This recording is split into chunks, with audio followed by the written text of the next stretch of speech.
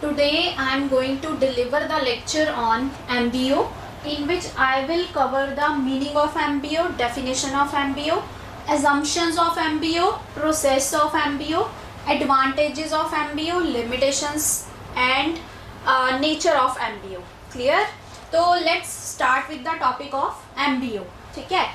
The MBO is management by objective. As I have written on the board that management by objective is known as a MBO. This concept is given by Peter Drucker, who is also known as a father of modern management. He has given this topic in 1954. कब दिया उसने? In 1954 in his book The Practice of Management. In his book The Practice of Management he has given this topic. So it is a very important topic in for examination point of view, and in the modern type of organization this topic is so very much important. So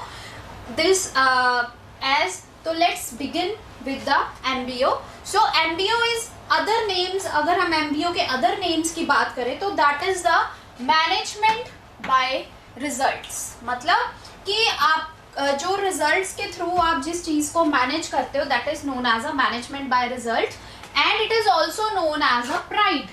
the full form of PRIDE is performance result, कि आपकी performance का क्या result आया है, and individual development evolution.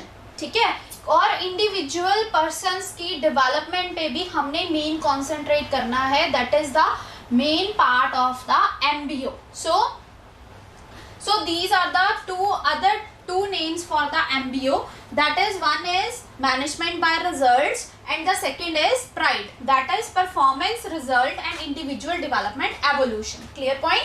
ठीक है, तो let's start with the meaning of the MBO. Meaning of MBO is that अगर मैं शॉर्ट की बात करूं, शॉर्ट नेम्स में अगर मुझे बोलना है कि MBO, अगर आपसे कोई पूछता है कि आप 2 या 3 वर्ड्स में मुझे MBO का मीनिंग बताओ, तो 2 या 3 वर्ड्स में MBO का मीनिंग होगा that is joint goal setting. Clear point? जब इकट्ठे मिलके अपने गोल्स को सेट करते हैं. Clear point? जब इकट्ठे मिलके दैट इज जॉइंट गोल और सेटिंग. ठीक है, जब इकट्ठे मिलके अपने गोल्स को उन्होंने सेट करना है that is known as a MBO. Clear point? ठीक है, और अब अगर हम मीनिंग की बात करते हैं, MBO is setting goals for all managerial activities is known as a MBO. Clear point? ठीक है, कि मतलब सारी मैनेजरियल एक्टिविटीज के लिए गोल सेट करना that is known as a MBO. Clear point? ठीक है, अब बहुत सारी हमारे पास मैनेजरियल एक्टिविटीज होती हैं. It is related to finance, it is related to marketing, it is related to HR, it is related to other functions. Clear point? Which are coming in the management. So सभी के लिए goal set करना, ठीक है, different activities के लिए goal set करना, तो that is known as a MBO. Clear point? Now let's start with the definition of MBO, which is given by the Peter Drucker, who is the father of the modern management and who has evolved this concept, that is MBO. अब वो क्या कहते हैं? MBO is regarded as a system. क्या है? as a system for improving, मतलब अपनी performance को क्या करना? इम्प्रूव करना. Clear point? ठीक है, अपनी परफॉर्मेंस को इम्प्रूव करना at both the individual managers की भी और एंटरप्राइज लेवल पे भी.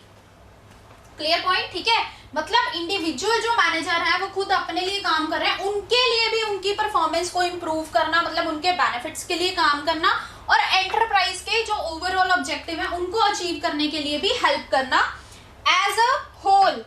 कैसे? अब ये काम कैसे होगा? ठीक है, bye setting objective at the corporate level. ठीक है, कॉर्पोरेट लेवल मतलब पूरी की पूरी ऑर्गेनाइजेशन के लिए गोल सेट कीजिए. देन डिपार्टमेंटल लेवल पे कीजिए, जो डिफरेंट डिपार्टमेंट्स है, जैसे फाइनेंस डिपार्टमेंट हो गया, मार्केटिंग डिपार्टमेंट हो गया, HR डिपार्टमेंट हो गया, प्रोडक्शन डिपार्टमेंट हो गया. उन डिपार्टमेंट्स के लिए भी आप क्या कीजिए? गोल सेट कीजिए. एंड और किसके लिए गोल सेट कीजिए? जो इंडिविजुअल मैनेजर्स लेवल पे भी है, मतलब corporate level as a whole मतलब पूरी की पूरी ऑर्गेनाइजेशन के लिए गोल सेट कीजिए। Then at the departmental level जो भी डिफरेंट डिपार्टमेंट्स आपकी ऑर्गेनाइजेशन में है उनके लिए गोल सेट कीजिए। और प्लस जो पर्संस काम कर रहे हैं, ठीक है, उनके लिए भी जब आप गोल सेट करते हो that is known as a MBO. Clear point, ठीक है। तो एमबीओ क्या है? It is regarded as a system. किस सिस्टम की बात कर रहे हैं? कि जब आप इकट्ठे मिलके अपने गोल्स को सेट करते हो, इकट्ठे मिलके मतलब कॉर्पोरेट लेवल पे भी, इंडिविजुअल मैनेजर के लेवल पे भी और डिपार्टमेंटल लेवल पे भी जब आप इकट्ठे मिलके अपने गोल सेट करते हो तो उससे क्या होता है, एक सिस्टम बन जाता है जिससे इंडिविजुअल लेवल पे भी परफॉर्मेंस इंप्रूव होती है और जो एंटरप्राइज के ओवरऑल ऑब्जेक्टिव है, ठीक है, जो एंटरप्राइज के आपने ओवरऑल ऑब्जेक्टिव सेट किए हैं उनके लिए भी बेटरमेंट हो जाती है। तो that is known as a MBO. So that's why it is known as a management by results. कि आपको इससे जो results हैं, इससे जो outcome है, मतलब जो आपकी expectations होती हैं वो आपको better मिलनी शुरू हो जाती है। So that's why it is known as a MBO is also known as a management by result as well as pride. Clear point? ठीक है। After the meaning of the MBO, तो let's discuss the assumptions of the MBO. Assumptions means जब हम कुछ ना कुछ assume करके चलते हैं, अगर हम ये assumptions लेते हैं then the MBO will be successful in our organization. So these assumptions are very important for making MBO successful in our organization. तो manager को ये बातें assume करके चलनी चाहिए. So first assumption is this, that the existence of mutual understanding between superior and subordinate. जैसे मैंने पहले मीनिंग में भी यही बात की थी कि एमबीओ क्या है, that is a joint goal setting, है ना। जॉइंट गोल सेटिंग किसके बीच में? सुपीरियर और सबॉर्डिनेट के बीच में, ऑब्वियसली, ठीक है। जब वो इकट्ठे बैठ के अपना खुद का गोल सेट करते हैं कि उनको क्या काम करना है, कैसे करना है, वो इकट्ठे बैठ के सारा कुछ डिस्कस करते हैं, तभी एमबीओ बनता है, that is known as the MBO. अब इकट्ठे बैठना कब पॉसिबल है? जब उनके बीच में क्या होगी?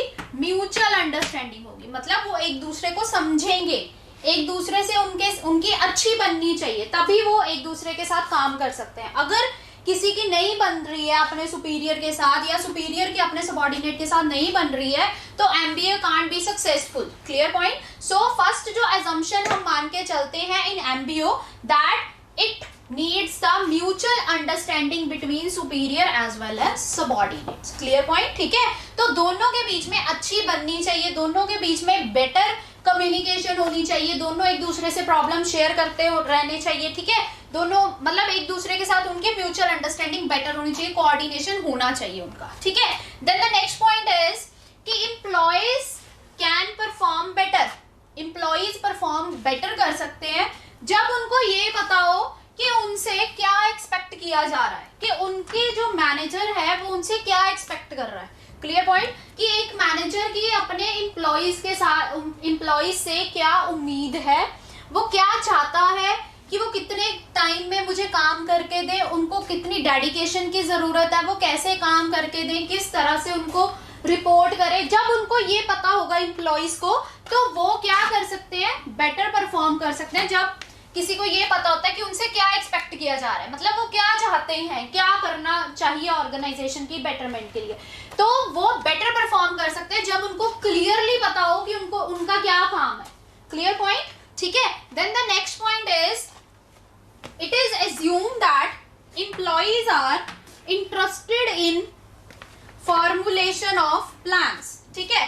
अब हमेशा हम ये बात करते हैं, एम्प्लॉइज जो है हमेशा जो ऑर्गेनाइजेशन में डिसीजन मेकिंग होती है, जो ऑर्गेनाइजेशंस में प्लान्स बनते हैं, वो उनका पार्ट्स मतलब बनना चाहते हैं। हमेशा ये एज्यूम किया जाता है कि employees are very much interested, employees are very so much keen in taking part of formulation of plans as well as decision makings, ठीक है, as well as decisions which are important for the organization, ठीक है, and want to know the results of their performance, ठीक है।